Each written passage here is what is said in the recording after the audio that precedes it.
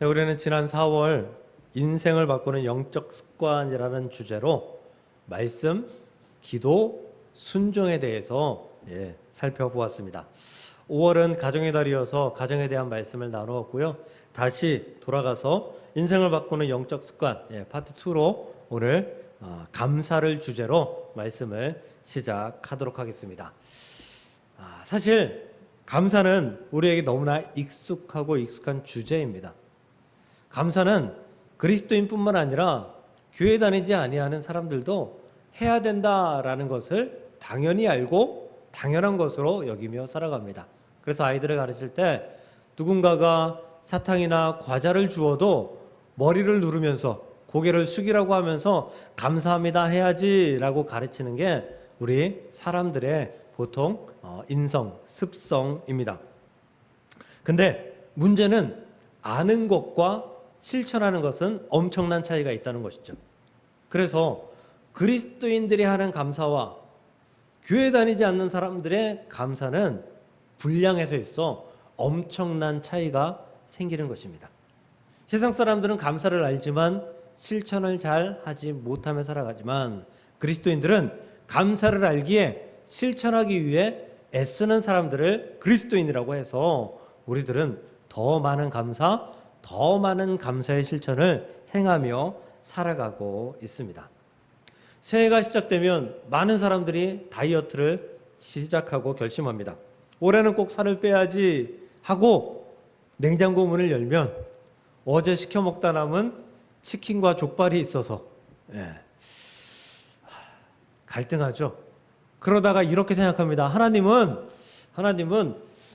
다이어트를 하루 미루는 것보다 음식을 버리는 것을 훨씬 더 싫어하실 거야.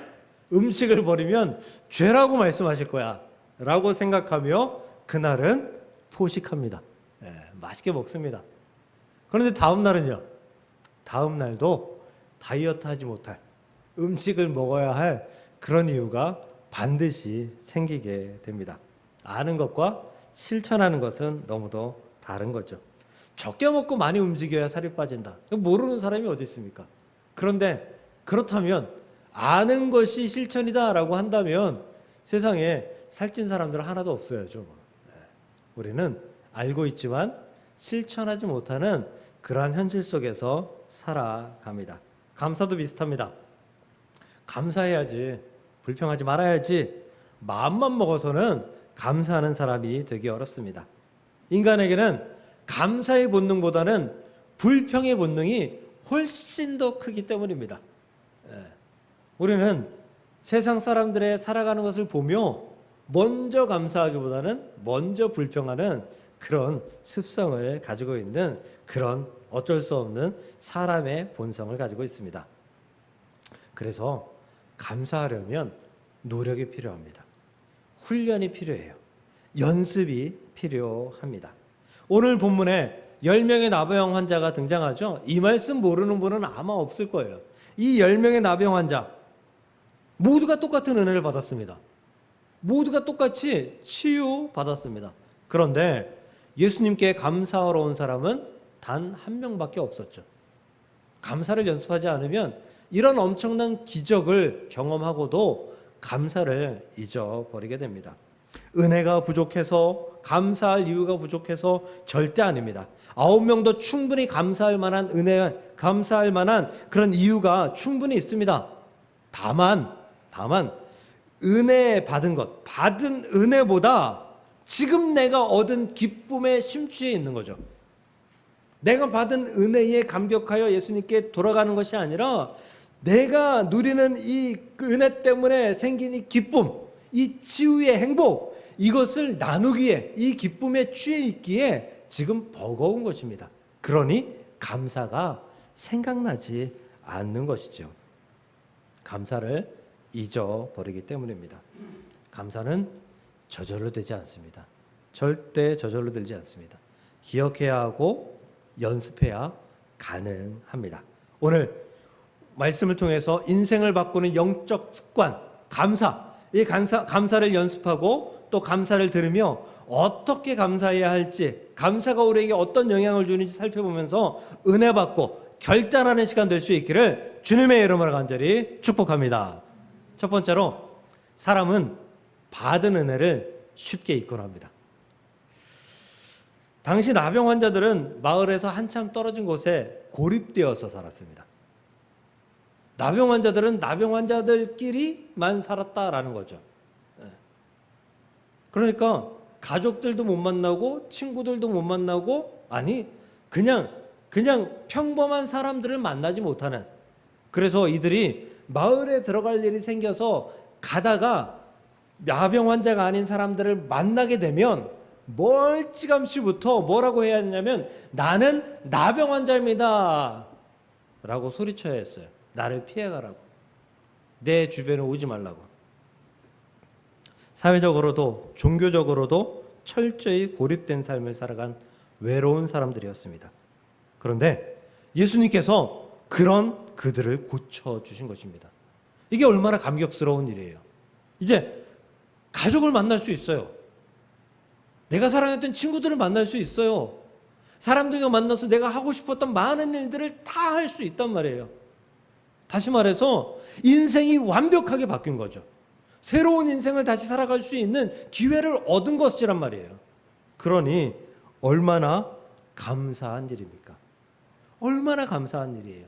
그런데 9명은 예수님을 찾아가 감사하지 않았다. 어쩌면 그냥 하늘을 보며 감사합니다 했을지도 몰라요. 그런데 예수님께 찾아가지 않은 거죠. 17절 보겠습니다. 예수께서 대답하여 이르시되 10사람이 다 깨끗함을 받지 아니하였느냐? 그 9은 어디 있느냐? 이게 그냥 평어체로 적혀 있어서 이렇게 읽죠. 예수님 놀라신 거예요. 야, 9명은 어디 갔어? 놀라신 거예요. 아니 너희들 믿음이, 신앙이 이거밖에 안 된다고? 너희들 이스라엘 백성들이잖아. 너희들 여호와 하나님 신실하게 그렇게 믿고 의지하며 경배하며 찬양하는 사람들이잖아. 그런데 감사할 줄 모른다고? 놀라신 거예요. 9은 도대체 어디 있느냐? 9명이 오지 못한 것은 감사하지 못해서, 감사를 기억하지 못해서, 은혜를 기억하지 못해서입니다. 아니, 감사보다 더 기쁜 것을 누리고 싶은 마음이 컸기 때문입니다. 이것이 인간의 모습입니다. 친구가 밥을 사준다고 해서 식당에 갔습니다. 우리의 소원은 통일, 꿈에도 소원은 통일. 식당 가서 음식 시킬 때 통일해야 빨리 나오죠. 친구가 음식을 시킵니다. 여기 돈가스 2개 주세요. 친구가 밥을 사주잖아요. 거기다가 그 맛있는 튀김, 돈가스를 사준다니까 얼마나 기분이 들떠 있겠어요. 맛있게 먹기 위해서 마음의 준비를 합니다. 그런데 돈가스가 나온 순간 기분이 상했습니다. 왜일까요? 내 거보다 친구 게 훨씬 더 크기 때문입니다. 똑같은 금액의 돈가스를 시켰는데 친구 거는 크고 내 거는 작아요. 에이, 그럴 리가요. 친구 거는 아마 좀 얇게 펴졌을 테고 제 거는 좀 두꺼운 돈가스였겠죠. 근데 그걸 보는 순간 마음이 상하는 거죠. 공짜로 먹잖아요. 얼마나 행복해요. 얼마나 즐거워요.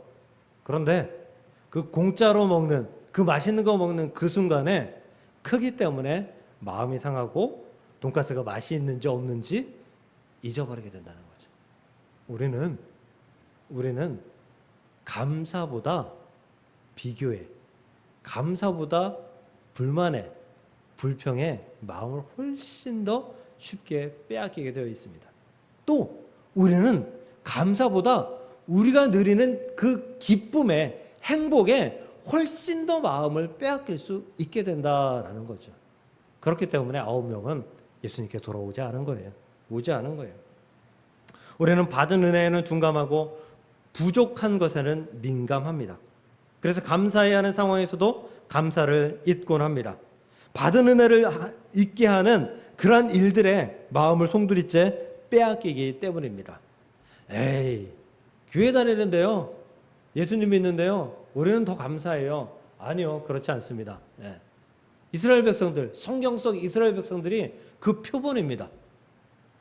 이 성경 속 이스라엘 백성들은 얼마나 신앙으로 완벽한 사람들이었습니까? 훌륭한 사람들이었습니까? 그런데 저들도 불평하고 불만하며 은혜를 잊어버리는 많은 일들을 입술로 고백합니다. 그들은 심지어 홍해가 갈라지는 기적을 체험하죠. 여러분, 만약에 여러분이 홍해가 갈라지는 기적을 보았다, 경험했다, 그럼 그 은혜를 잊고 살 수 있겠습니까? 저 같으면 평생 못 잊을 것 같은데요. 죽을 때까지 그 하나님의 그 놀라우신 은혜, 그 경외로우심, 그 잊지 못하고 살아갈 것 같은데요. 매 순간 불평할 일, 불만할 일, 이런 것들 생길 때마다 그 은혜가 훨씬 더 크기 때문에 다 잊어버릴 수 있을 것 같은데요. 근데 이스라엘 백성들은 그렇지 않잖아요. 출애굽기 15장을 보면요. 15장을 보면 1절, 내가 여호와를 찬송하리니 그는 높고 영화로우시며 말과 그 탄자를 바다에 던지셨음이로다. 홍해에다가 이제 애국 병사들 다 수장시켰다, 이 말씀이죠. 예, 이러면서 찬양하는 거예요. 그리고 2절, 여호와는 나의 힘, 나의 노래, 나의 구원, 내가 그를 찬송합니다. 내가 그를 영화스럽게 하고 내가 그를 높입니다. 지금 이스라엘 백성들은 흥분하고 있어요. 흥분하고 있어요. 그 기적에 감격해서, 그 놀라운 은혜에 감격해서 엄청나게 흥분하고 있어요. 이 흥분을 도저히 가라앉힐 수가 없어서 춤추고 노래하고 찬양하고 경배하며 그곳에서 아무것도 없는 그 광야에서 이들은 하나님을 찬양하고 있다고요. 그런데 그 다음 장 16장을 보면 16장 2절, 이스라엘 자손과 온 회중이 광야에서 모세와 아론을 원망하며, 며칠 되지 않았어요. 이게 1년이 지나고 2년이 지난 게 아니에요. 며칠 되지 않았어요. 그 하나님을 찬양하던 때. 근데 하나님을 원망해요. 모세와 아론을 원망해요. 왜 원망하느냐? 그 다음 절 보면 애굽 땅에서 고기 가마 곁에 앉아 있던 때와 떡을 배불리 먹던 때에. 이게 맞을까요? 노예들한테 애굽 사람들이 이렇게 줬을까요? 이게 거짓말이에요. 고기도 잘 못 먹었을 거고요. 떡도 먹긴 했어도 배불리 못 먹었을 거예요. 그때 여호와의 손에 죽었더라면 좋았을 것을. 그때 죽었으면 좋았을 것을. 다시 말하면, 출애굽 안 할 걸. 너희가 이 광야로, 출애굽해서 이 광야로 우리를 인도해내어 이 온 회중이 줄여 죽게, 굶어 죽게 하는도다. 며칠 굶었나 봐요. 못 먹었나 봐요. 근데 여러분, 며칠 굶은 거하고 홍해가 갈라지는 기적을, 바로 앞에서 죽을 수 있었는데 그 죽음에서 살리신 기적을 경험한 그 은혜와 비교할 수 있나요? 비교가 안 될 거예요. 물론 저게 힘든 일이 아니라는 건 아니에요. 매우 힘든 일이겠죠. 근데 이 힘든 일도 하나님께서 이기게 하실 거다라는 믿음을 보여야죠. 그렇게 감사할 줄 알아야죠. 아무리 큰 은혜를 받아도 원망할 일이 생기고 불평할 일이 생기면 거기에 마음을 송두리째 빼앗기는 게 사람들의 모습이다라는 거죠. 우리나라 말에 사자성어로 이런 사람들을 뜻하는 사자성어가 있어요. 뭐죠? 배은망덕. 누가 여러분한테 이 배은망덕한 사람아 그러면 글쎄요, 기분 굉장히 나쁠걸요? 안 그럴까요? 기분 되게 나쁠 것 같아요. 그런데 지금 이스라엘 백성들은 배은망덕한 그런 모습들을 보이고 있습니다. 배은망덕은 은혜를 등지고 베푼 덕을 잊어버린다라는 그런 의미예요. 그런데 이 배은망덕의 시작이 불평과 불만인 것 같죠? 아니요, 그렇지 않아요. 배은망덕의 시작은 망각입니다. 잊어버리는 거예요. 배은망덕의 시작은 받은 은혜를 잊어버리는 순간부터 시작되는 거예요. 은혜를 잊어버리니까, 은혜가 생각나지 않으니까 불평할 일, 불만한 일에 마음을 빼앗기는 거죠. 나의 즐거움에 마음을 빼앗기는 거죠. 그래서 은혜를 송두리째 잊어버리고 내가 불평과 불만에 또 기쁨에, 내가 즐거움에 행복에 젖어서, 그래서 하나님의 은혜를 완전히 기억하지 못하는 그 상태, 그게 배은망덕의 시작입니다. 그러므로 감사의 가장 무서운 적은 무엇인가? 은혜를 잊어버리는 것입니다. 그러므로 은혜를 잊지 않기 위해서 애쓰실 수 있는 저와 여러분들 될 수 있기를, 감사할 수 있는 저와 여러분들 될 수 있기를 주님의 이름으로 간절히 축복합니다. 그래서 받은 은혜를 기억해야 감사할 수 있다는 거예요. 배은망덕한 9명과 감사한 1명의 차이는 무엇일까? 은혜를 기억하는 것이다 라고 했죠. 또 다른 차이는 받은 은혜를 보았는지의 차이입니다. 받은 은혜를 보았는지의 차이. 오늘 성경 15절 봅니다. 그 중에 한 사람이 자기가 낳은 것을 보고 큰 소리로 하나님께 영광을 돌리며, 여기서 보고는 헬라어 이돈입니다. 이돈은 본다 외에 깨닫는다, 인식하다, 뭐 이런 뜻, 알아차린다, 이런 뜻을 가지고 있어요. 그러니까 치유받음을 보고 아, 이게 은혜구나 라고 깨달았다는 거예요. 아, 이거 큰 은혜구나. 감사는 새로운 은혜를 발견하면서 시작되는 게 아니에요. 내가 받은 은혜를 기억하며 바라볼 때 생기는 거예요. 그것을 깨달을 때 생기는 거예요. 은혜가 내게 남아있으면, 아니 내게 은혜의 기억이 있다면 나는 감사의 삶을 영원히 살아갈 수 있다는 거죠. 그러므로 감사는 감정의 문제가 아니라, 마음의 상함의 문제가 아니라 기억의 문제다라고 볼 수 있습니다. 그리스도인이면 이미 모두 감사할 은혜를 받았습니다. 예수님이 십자가에서 우리를 위해 죽어주시고 우리는 구원받은 하나님의 백성들입니다. 그렇다면 이 감사의 은혜, 감격의 은혜를 우리가 끝까지 가지고 살아가야 하지 않겠습니까? 평생 감사해야 할 이유가 되지 않겠습니까? 우리가 해야 할 일은 구원의 은혜를 평생 기억하고 잊지 않는 것, 깨달았다면 잊지 않는 것이다 라는 거죠. 제가 이제 노안이 온 지 꽤 됐는데 그래도 어느 정도 보였어요. 꽤 보였어요. 근데 한 달 정도 된 것 같아요. 훨씬 더 흐려졌어요. 그래서 휴대폰이나 책이나 이런 것을 볼 때 그냥 보면 잘 안 보여요. 집중해서 아주 이렇게 막 억지로 이렇게 보면 보이는데 잘 안 보여요. 그래서 자주 안경을 이렇게 벗고 봅니다. 이제 안경 쓰신 분들은 아실 거예요. 안경을 벗으면, 이 근신 사람들 안경을 벗으면 가까운 게 굉장히 잘 보여요. 그래서 안경을 벗는데 책을 볼 경우에는 안경을 벗어놓고 아예 보곤 하거든요. 근데 가끔은 안경을 이렇게 올려놓고 봅니다. 예, 올려놓고. 많이 그러시죠? 안경 쓰시는 분들. 예. 근데 안경을 올려놓고 한참 책을 보다가 이제 딴 일을 하려고 안경을 다시 써야 되잖아요. 안경을 찾아요. 안경 어디 있지? 어디 놨지? 여기 놨지? 찾는다고요. 예. 그러다가 두리번거리니까 위에 있던 게 툭 떨어지잖아요. 예. 툭 떨어져. 아, 내 안경 걸어놨었지. 안경 쓰고 있었지. 예. 그러면서 혼자 피식 웃을 때가 있습니다. 분명히 가지고 있는데 보지 못한 거예요. 분명히 가지고 있는데 보지 못한 거. 우리 은혜를 분명히 가지고 있어요. 은혜가 없는 사람은 없어요. 교회 나오는데 은혜가 없는 사람은 타는 사람도 없어요. 그걸 바라보십시오. 그리고 다시 한번 깨달으십시오. 그리고 감사의 자리에 나아가십시오. 그것이 하나님께서 여러분들에게 은혜를 베푸신 이유라 믿으시고 그렇게 감사할 수 있는 저와 여러분들 될 수 있기를 주의 이름으로 축복합니다. 아침에 눈을 뜨면 감사하죠. 안 죽고 살아났으니 감사하잖아요. 네, 숨을 쉬고 있으면 감사하죠. 이 교회 올 때 여러분들 차 타고 오시거나 걸어오시거나 오실 수 있는 근력이 되셔서 오셨잖아요. 오고 싶은데 근력이 안 돼서 못 오시는 분들도 많단 말이에요. 얼마나 감사한 일이에요.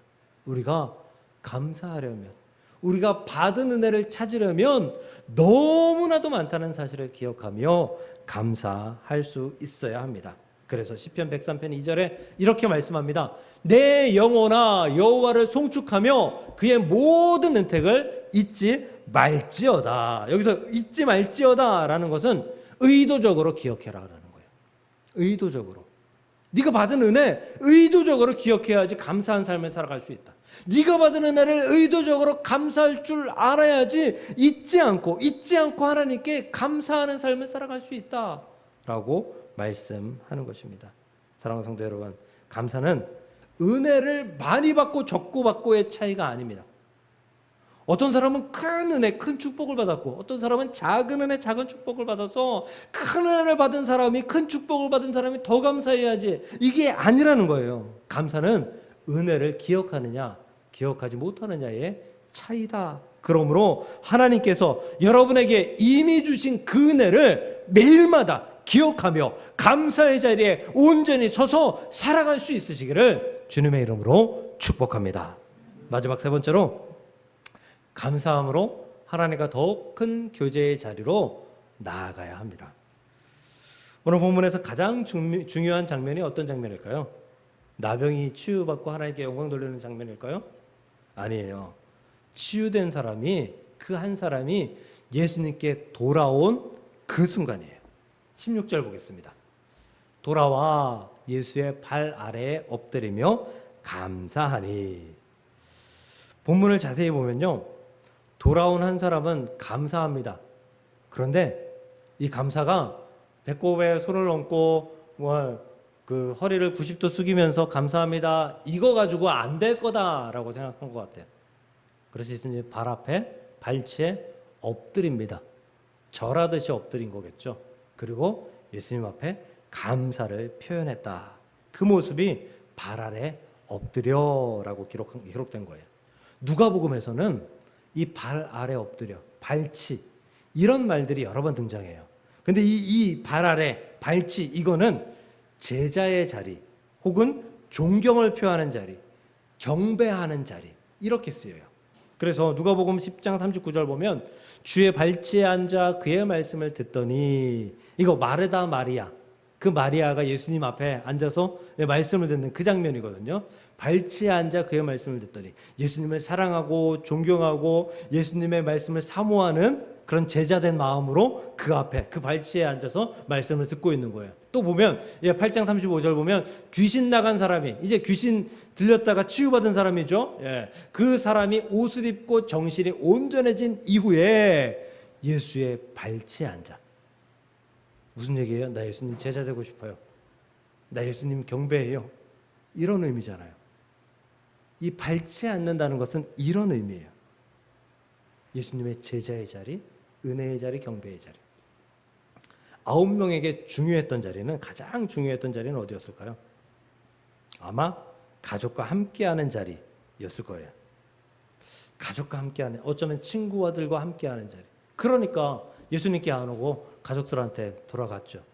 물론 중간에 제사장을 만나기는 해야겠지만, 한 명에게는 가장 중요한 자리가 예수님의 발 앞이었던 거예요.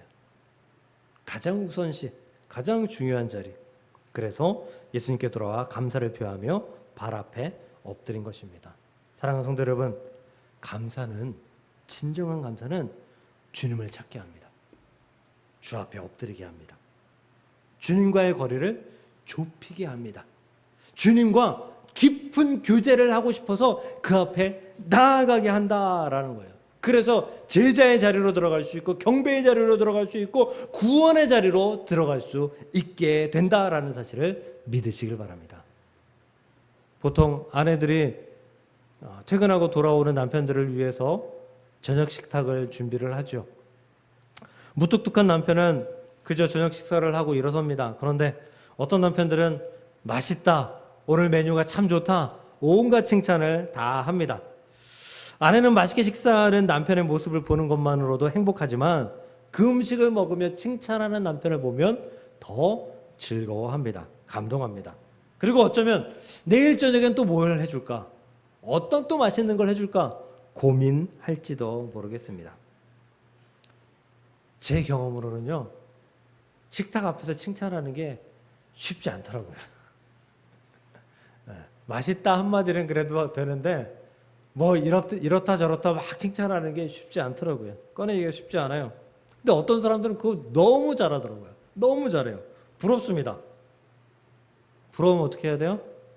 그냥 지는 거예요? 부러우면 연습해야죠. 연습해야 합니다. 그래도 저도 가끔은 합니다. 옛날에는 아예 못했는데 가끔은 합니다. 더 연습해야 합니다. 어느 날 자연스럽게 칭찬이 내 입에서 나올 수 있게끔 연습해야 합니다. 우리가 자연스럽게 예수님께, 하나님께 감사하기 위해서 연습해야 된다라는 거예요.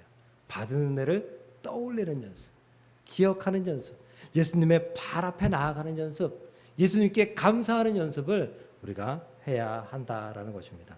하나님은 우리에게 공치사하려고 감사해라 감사해라 하시는 게 아니에요. 우리에게 감사하라 하시는 것은 감사를 통해 우리가 하나님과 더 가까워지기를 원한다라는 표현이십니다. 그래서 감사는 단순한 예의가 아니에요. 하나님과 함께 할 수 있는 교제의 자리예요. 깊은 관계를 나눌 수 있는 그런 교제의 자리가 감사다. 여러분, 하나님과 깊은 교제하고 싶지 않으십니까? 그렇다면 감사를 연습하시길 바랍니다. 그 감사가 여러분을 하나님과 더 큰, 더 깊은 교제할 수 있게 하여서 하나님의 귀한 사람으로 또 영적으로 온전한 사람으로 세워주시리라 믿습니다. 그렇게 감사한 사람에게 예수님께서 뭐라고 말씀하시죠? 마지막 19절입니다. 일어나 가라. 내 믿음이 너를 구원하였느니라. 내 믿음이 너를 구원하였다. 이게 무슨 말이죠? 너 천국에 갈 수 있다. 이런 말이기도 하지만 야, 이제 너 내 사람이야. 야, 이제 너 내가 책임지는 내 백성이야. 내 제자야. 나는 너와 깊은 관계를 하는 그런 예수야. 라고 말씀하시는 거죠. 예수님의 축복이 그가 발 아래와 엎드려 감사했을 때 더 크게, 더 아름답게, 더 깊게 임했다라는 사실을 기억하시고 감사를 연습하시고 감사로 나아갈 수 있는 저와 여러분들이 될 수 있기를 주님의 이름으로 간절히 축복합니다.